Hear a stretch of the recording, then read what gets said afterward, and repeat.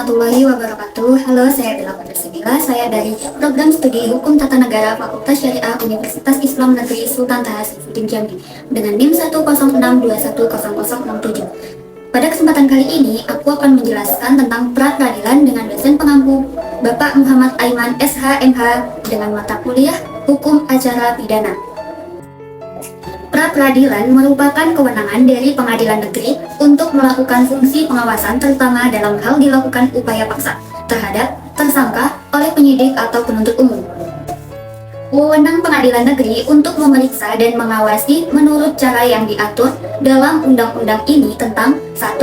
Sah atau tegaknya suatu penangkapan dan atau penahanan atas permintaan tersangka atau keluarganya atau pihak lain atas kuasa tersangka. 2.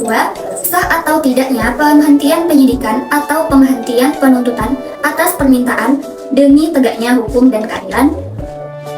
3. Permintaan ganti kerugian atau rehabilitasi oleh tersangka atau keluarganya atau pihak lain atas kuasa tersangka yang perkaranya tidak diajukan pengadilan pasal 1/10 KUHP. Yang dapat mengajukan pra-peradilan adalah yang pertama, tersangka, yaitu apakah tindakan penahanan terhadap dirinya bertentangan dengan ketentuan pasal 21 KUHP ataukah penahanan yang dikenakan sudah melewati batas waktu yang ditentukan pasal 24 KUHP. 2. Penyidik untuk memeriksa sah tidaknya penghentian penuntutan. 3. Penuntut umum atau pihak ketiga yang berkepentingan untuk memeriksa sah tidaknya penghentian penyidikan atau penghentian penuntutan. Yang dimaksud dengan pihak ketiga yang berkepentingan misalnya saksi korban.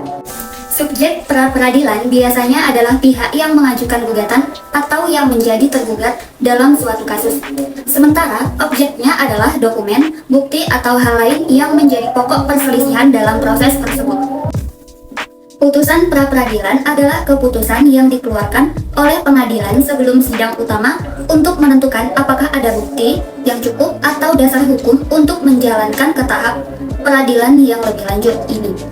Ini biasanya terjadi dalam konteks proses hukum pidana di mana tersangka ditahan sementara sebelum sidang utama. Pengadilan negeri sebagai peradilan umum merupakan salah satu pelaksana kekuasaan kehakiman bagi rakyat pencari keadilan, mempunyai tugas dan wewenang memeriksa, memutus atau mengadili dan menyelesaikan perkara pidana dan perkara perdata di tingkat pertama. Pasal 2 dan Pasal 50 Undang-Undang Nomor 2 Tahun 1986. 1. Pra-peradilan berada dan merupakan satu kesatuan yang melekat pada pengadilan negeri. Dan sebagai lembaga pengadilan, pra-peradilan hanya dapat dijumpai pada tingkat pengadilan negeri sebagai satuan tugas yang tidak terpisah di pengadilan negeri.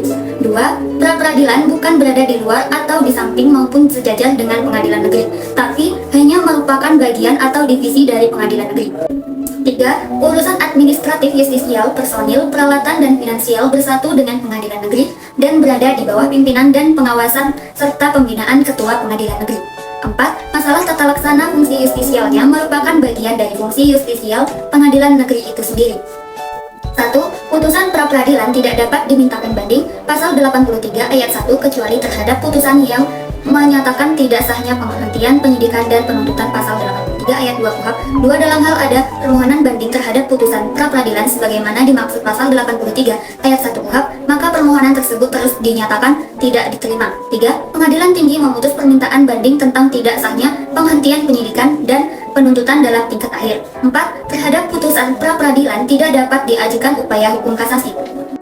Sekian materi dari saya. Semoga apa yang sudah saya jelaskan bisa bermanfaat untuk kita semua. Jika ada yang ingin ditanyakan, silahkan tulis di kolom komentar. Terima kasih. Assalamualaikum warahmatullahi wabarakatuh.